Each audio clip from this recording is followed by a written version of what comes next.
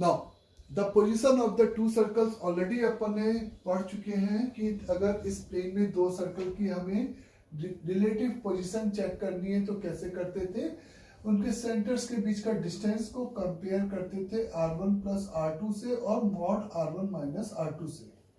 ये आपको याद होगा। और उसी पोजीशन पे डिपेंड करता था नंबर ऑफ टेंजेंट्स की, हम उन दो सर्कल्स के बीच में कितनी नंबर ऑफ टेंजेंट्स ड्रॉ कर सकते हैं, ये डिपेंड करता था उनकी सिंपली पोजीशन पे। करेक्ट? यहां तक सभी को अच्छे से। अगर अब अपन बात कर रहे हैं कि सपोज कि दो सर्कल हैं, चाहे वो आपस में इंटरसेक्टिंग हो, चाहे वो आपस में इस तरीके से अपार्ट फ्रॉम ईच अदर हो, और इट्स मे बी कि दो सर्कल आपस में एक दूसरे को क्या कर रहे हैं, इस तरीके से टच कर रहे हैं।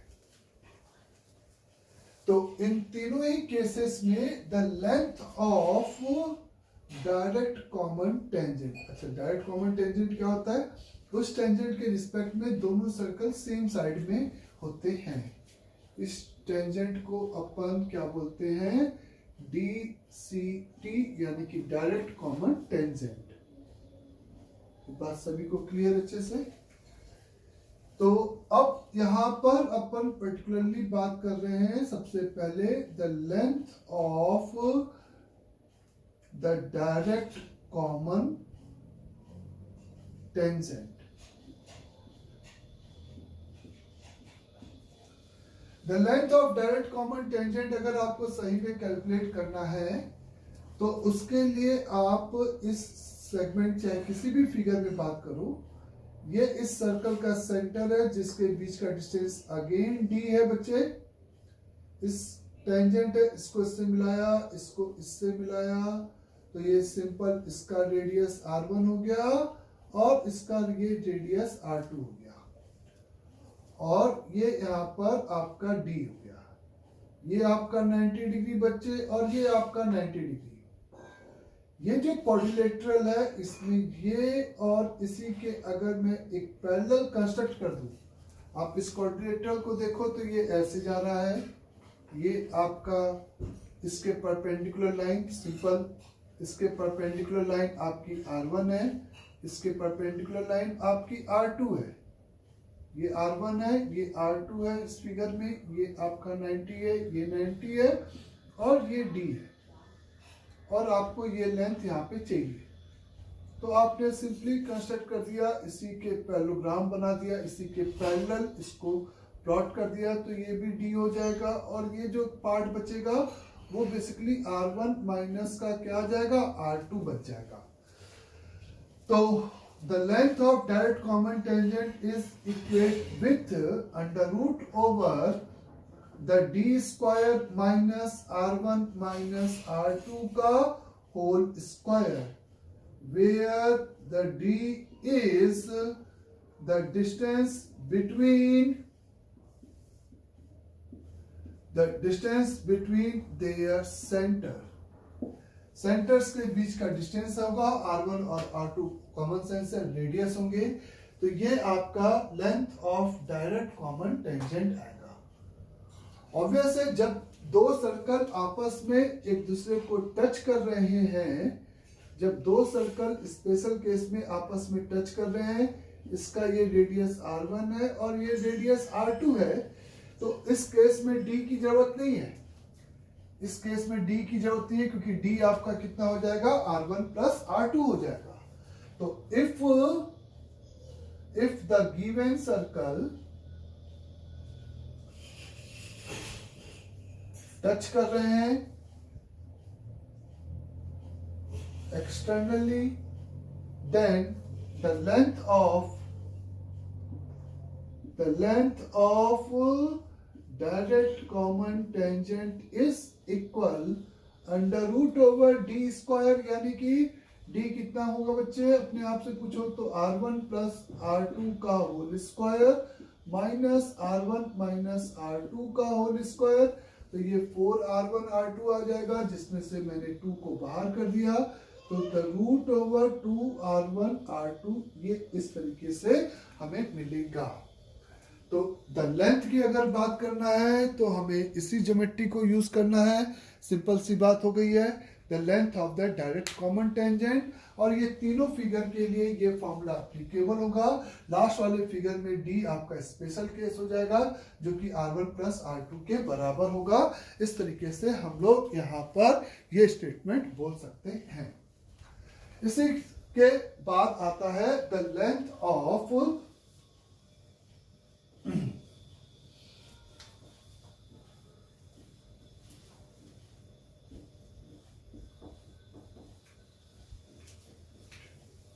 ये पार्ट पहले ही हो चुका है, अगर आप कॉपी में देखोगे तो मिलेगा। फिर अपन बात करते हैं द लेंथ ऑफ बच्चे transverse common tangent.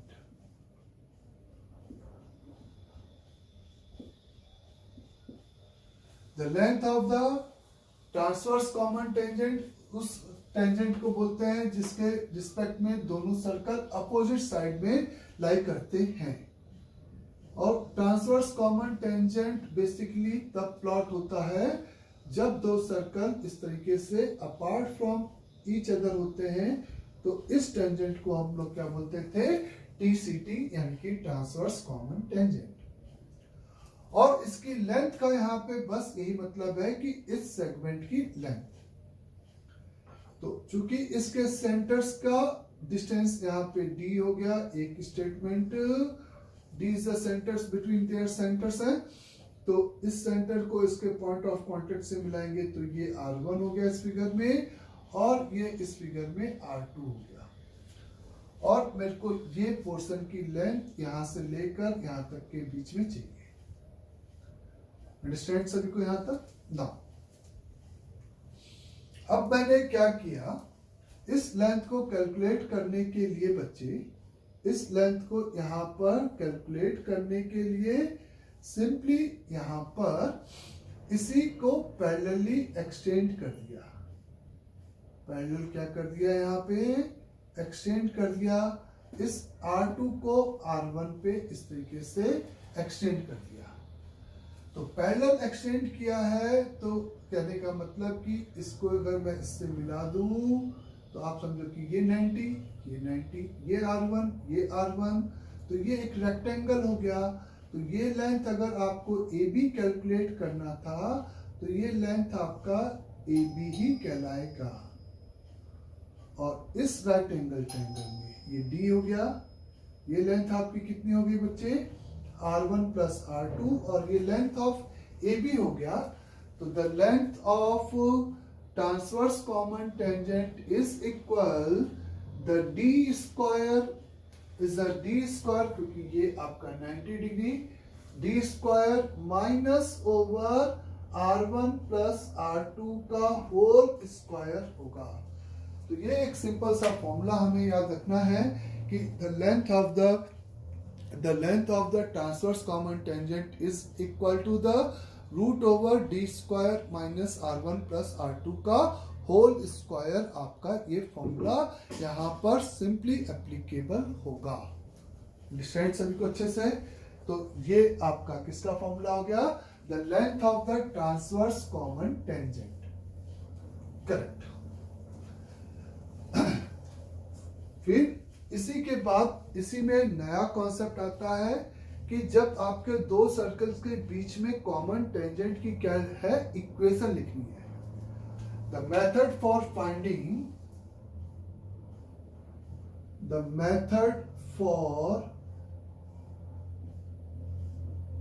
Finding equation of the common tangent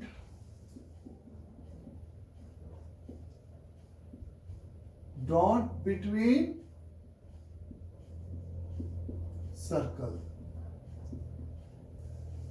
दो सर्कल के बीच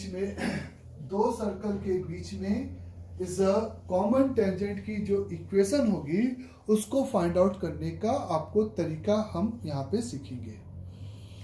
तो दो सर्कल के बीच में कॉमन टेंजेंट की जब बात हो रही है तो कॉमन टेंजेंट की अगर बात हो रही है तो मेरा कहना है कि जैसे सपोज ये एक सर्कल है और ये एक सर्कल है, तो ऑब्वियस है इस पोजीशन में आप बता सकते हो कि कितनी टेंजेंट ड्रॉ होंगी, 4। तो सबसे पहले अपन इस पोजीशन में अगर सही में सर्कल है तो अपन को to find the transverse common tangent, तो पहले अपन यहां पे फाइंड कर रहे हैं बच्चे ट्रांसवर्स कॉमन टेंजेंट। आपको सर्कल की इक्वेशन दे रखा है और वो सर्कल इस तरीके से प्लॉट हो रहे हैं, तभी इसकी बात हो रही है। तो यहां पर इस ट्रांसवर्स कॉमन टेंजेंट की इक्वेशन निकालने के लिए, जैसा कि ये एक सर्कल है x माइनस अल्फा 1 का whole square plus y minus beta 1 का whole square is equal to r1 square, और ये given circle x minus alpha 2 का whole square plus y minus beta 2 का whole square is equal to the r2 square. ये point को अगर मैं इससे मिलाऊंगा, तो चूंकि एक्सटर्नल पॉइंट से डॉन टेंजेंट को इससे मिलाऊंगा तो इसकी एंगल बाइसेक्टर होगी।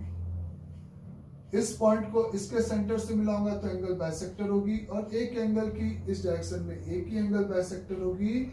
यानी कि ये हैज प्रूव्ड हो गया कि लाइन जॉइनिंग देयर सेंटर उस पॉइंट ऑफ इंटरसेक्शन से क्या होगा, पासेस थ्रू होगा। मैं यहां पे मेथड की बात कर रहा हूं, ध्यान देना। यहां पर इस फिगर में ये R1 हो गया, ये R2 हो गया बच्चे, ये आपका C1 हो गया और ये आपका C2 हो गया, और ये पॉइंट ऑफ इंटरसेक्शन P हो गया। तो मेरा कहना है कि ये एंगल बाइसेक्टर है, तो ये एंगल और ये एंगल और ये अल्टरनेटिव एंगल सेम, तो कुल मिला के ये एंगल और ये एंगल इक्वल, ये 90 डिग्री, ये भी 90 डिग्री, तो इस ये दो एंगल तो तीसरा एंगल भी सेम, तो यानी कि ये जो ट्रायंगल्स होंगे वो सिंपली क्या हो गया, सिमिलर ट्रायंगल हो गया। तो यहां से मैं जरूर बोल सकता हूं कि PC1 और PC2 का रेशियो, ये एक ज्योमेट्रिकल कॉन्सेप्ट हो गया कि PC1 पॉइंट ऑफ इंटरसेक्शन से सेंटर्स के रेशियो, PC1 और PC2 का जो रेशियो है वो सिंपली आपका कितना है बच्चे, R1 अपॉन R2 के बराबर है बाय यूजिंग सिमिलर ट्रायंगल। यानी कि जो P है वो C1 और C2 को the P divide the C1 alpha 1 comma beta 1 and C2 alpha 2 comma beta 2 line joining को इस R1 is to R2 के रेशियो में क्या करेगा, इंटरनल डिवाइड करेगा, ये तय हो गया। बोले बच्चे, तो अगर आपको इसका कोऑर्डिनेट और इस P पता चल गया कि R1 और R2 के रेशियो में डिवाइड करेगा, तो स्टेप 1 कि आप सबसे पहले इस P का क्या निकालोगे, कोऑर्डिनेट, और वो कोऑर्डिनेट क्या हो जाएगा, इस R2 multiplied by alpha 1, R1 multiplied by alpha 2 divided by R2 plus R1, comma R2 multiplied by beta 1 plus R1 multiplied by beta 2 divided by R2 plus R1। तो ये आपका P का कोऑर्डिनेट हो जाएगा, ये सिंपली आपका P का coordinate होगा।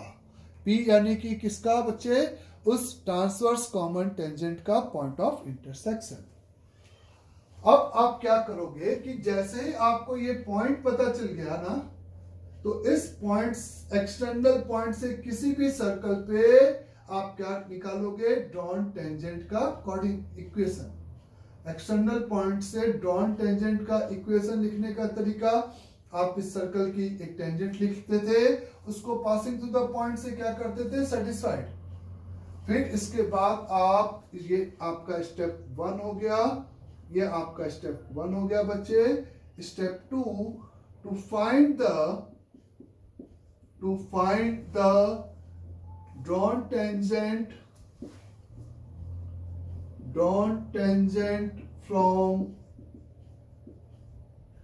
P, और P जो भी आया था, to find the drawn tangent from P to any one circle, किसी भी एक सर्कल पे ड्रॉन टेंजेंट की आपके निकाल सकते हो इक्वेशन।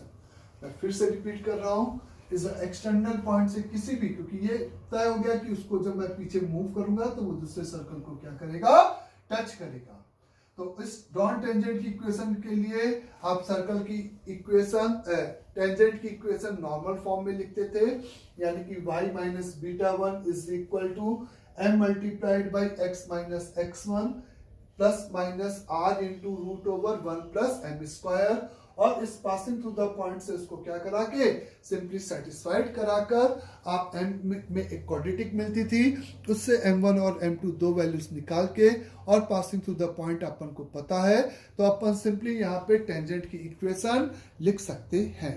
टेंजेंट की इक्वेशन इस तरीके से दे सकते हैं।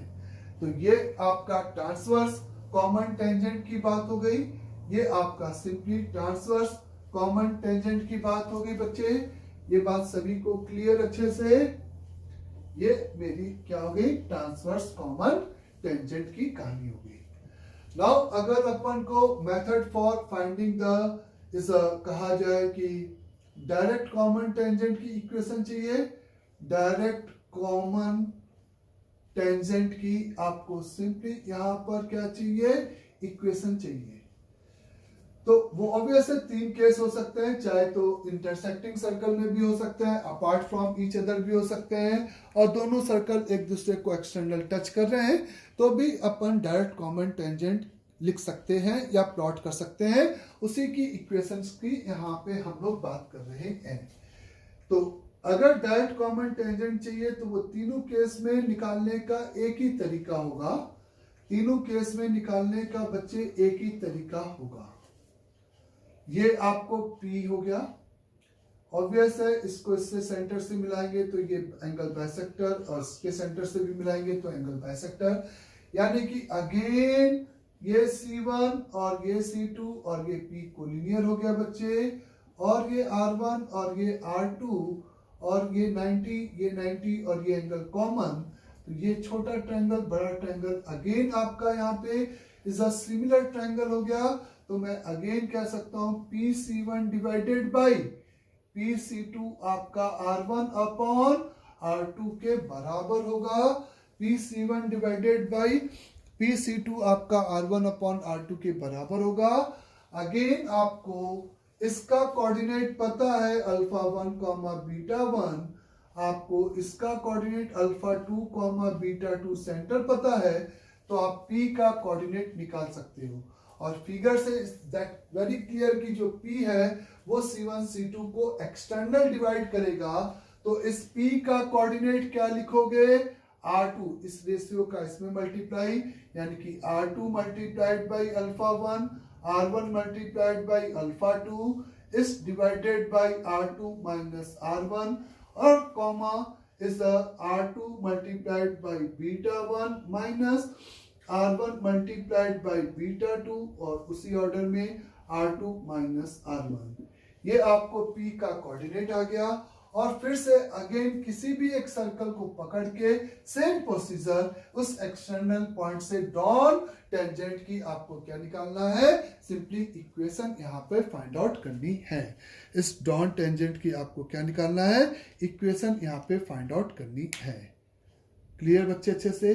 तो ये आपका डायरेक्ट कॉमन टेंजेंट निकालने का सिंपल सा तरीका हो गया है। ये आपका डायरेक्ट कॉमन टेंजेंट निकालने का सिंपल सा तरीका है। तो एक यहाँ पे अपन ने लेंथ की बात किया, और एक अपन ने बात किया बच्चे, एक लेंथ की बात किया और एक अपन ने बात किया किसकी, उनकी इक्वेशंस की यहाँ पे बात की गई है। और position of the two circles तो ऑलरेडी अपन पढ़ चुके हैं। जैसे अगर हमसे कहा जाता है first is find the equation of the common tangent between the two circle x square plus y square minus का 2x minus का 6y plus 9 is equal to 0 and x square plus y square plus का 6x minus का 2y plus 1 बराबर 0। अगर find the equation of the common tangent पूछा गया between the two circle, तो इसको अप्रोच करने के लिए सबसे पहले तो आपको पता होना चाहिए कि उन दोनों सर्कल्स के बीच में कितनी कॉमन टेंजेंट है। और ये पता करने के लिए आपको पोजीशन ऑफ द सर्कल, तो सेंटर C1 का कोऑर्डिनेट बच्चे सेंटर पहले सर्कल का 1,3, radius R1 is 1 plus 9 minus 9 यानी कि 1। दूसरे सर्कल का सेंटर C2 यानी कि माइनस का 3,1 इज रेडियस यानी कि R2 की वैल्यू 3। अगर D की वैल्यू चेक किया जाए सेंटर्स के बीच का डिस्टेंस, तो 1 माइनस 3 4 16 इज प्लस 3 माइनस 1 2 यानी कि 4, तो रूट का 20। R1 plus R2 4, R1 plus R2 4 यानी कि is a distance is D is greater than, D is simply greater than R1 plus R2, यानी कि दोनों सर्कल एक दूसरे के बाहर एग्जिस्ट करेंगे। ये छोटा सर्कल है साइज में और ये इस तरह से बड़ा सर्कल है। तो कॉमन टेंजेंट की इक्वेशन निकालनी है, इसका मतलब 4 होगा। तो आपका तरीका होगा, पहले आप ट्रांसवर्स कॉमन टेंजेंट निकालोगे इंडिपेंडेंटली। ट्रांसवर्स कॉमन टेंजेंट के लिए आप मेरे से कहोगे कि ये पॉइंट आपका 1,3 है, ये पॉइंट आपका सेंटर इसका माइनस का 3,1 है बच्चे। इन दोनों को इस तरह से मिला दिया, तो इस वाले पॉइंट का कोऑर्डिनेट ये किस रेशियो में डिवाइड करेगा, 1:3। 1 का इधर और 3 का इधर, 1 का 3 का इधर यानी कि 3 into 1 ये और ये रेशियो कितना हो गया, 1:3। क्लियर फिगर में, तो 3 माइनस का 3 divided by 4 comma is simply यहाँ पे 1,339 प्लस 1 डिवाइडेड बाय 4, तो ये मेरे ख्याल से 0,5 डिवाइडेड बाय 2। ये पर्टिकुलरली पॉइंट का कोऑर्डिनेट आ गया। एक्सटर्नल पॉइंट का कोऑर्डिनेट 0,5/2। तो 0,5/2 अगर है तो आप मेरे से कहोगे यहां पर मेरे से कहोगे कि इस लाइन की इक्वेशन आप कैसे कैलकुलेट करोगे इन दोनों लाइंस की। कोई भी एक सर्कल मैंने कहा था उठा लो, आपने पहला उठा लिया, उसकी टेंजेंट की इक्वेशन लिखा स्लोप फॉर्म में, y minus 3 is equate with m into x minus 1 plus minus radius into root over 1 plus m square। इसको अपन सेटिस्फाइड करा देंगे किससे, 0,5/2।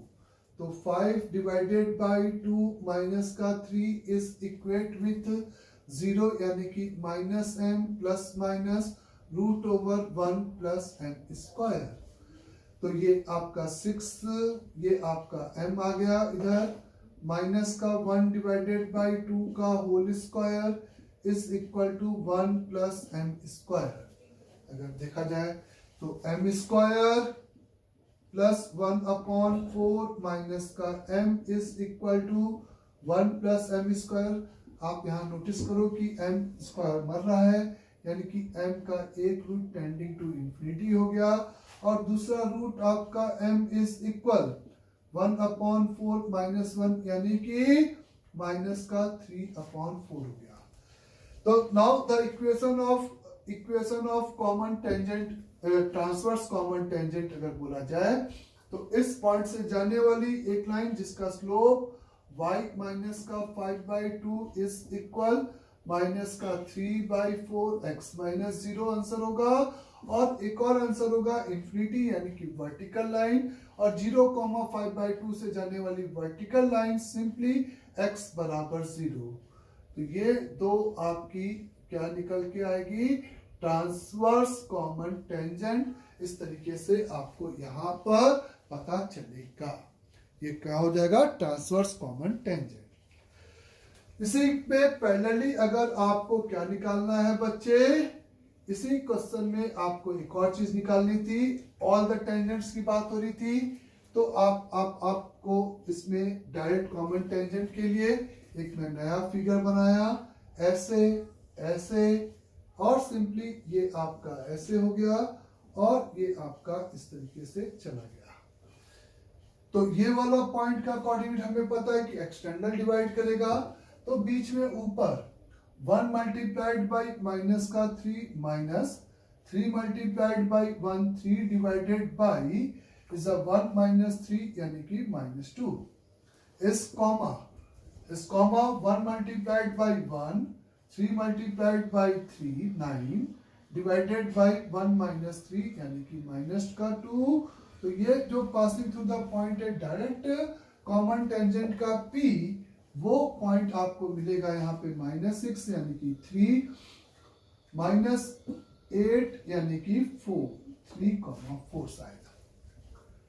फिर आपको किसी भी एक सर्कल को उठाकर आपको फिर से वही टेंजेंट की इक्वेशन और इससे सेटिस्फाइड स्लोप निकालने के लिए, तो आपने फिर से वही सर्कल उठा लिया, y-3 is equate with m into x minus 1 plus minus under root over 1 plus m square, क्योंकि रेडियस 1 है।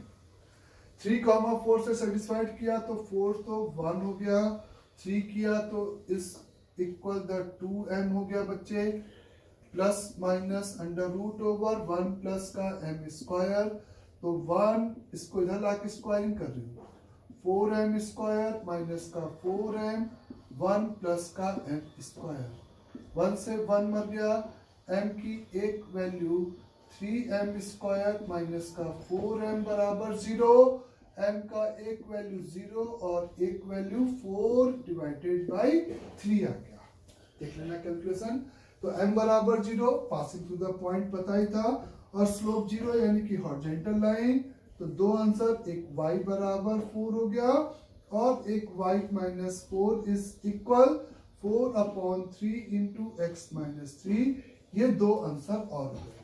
तो टोटल इस तरीके से आपके कितने आंसर हो गए, 4 आंसर हो गए, और ये चारों आपकी यहाँ पर क्या है, कॉमन टेंजेंट, जिसमें से 2 ट्रांसवर्स और 2 इस तरीके से थी। Understand?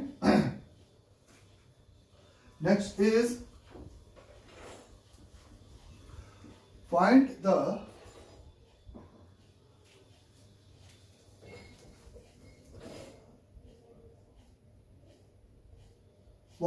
the locus of center of circle which touch a circle x minus 3 का whole square plus y minus 4 का whole square is equal to 1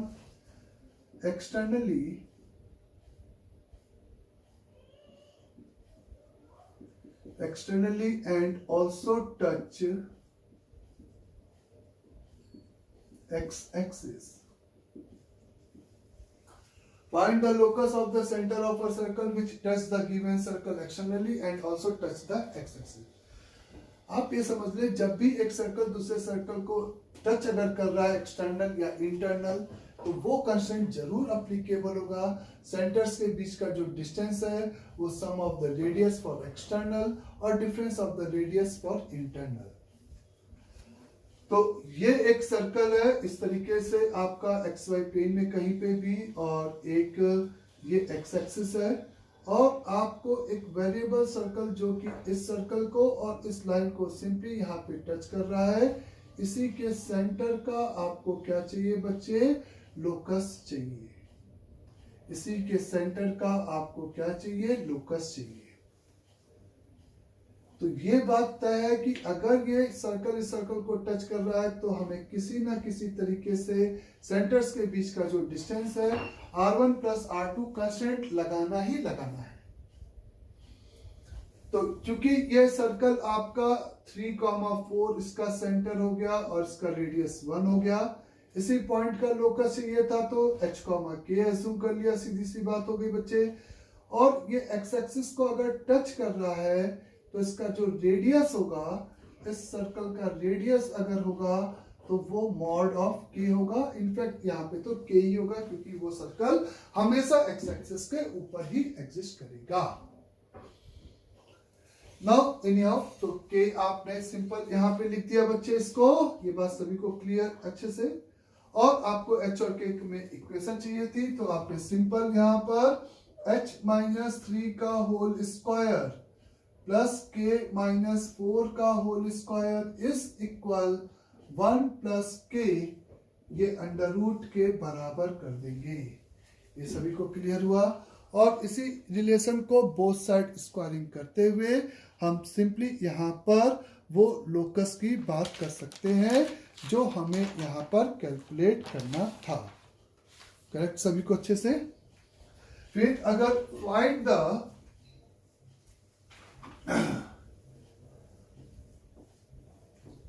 अगर टच कर रहा है तो वही सेंटर्स के बीच का जो डिस्टेंस है एक्सटर्नल के लिए r1 प्लस r2 और इंटरनल के लिए r1 माइनस r2 के बराबर करना है।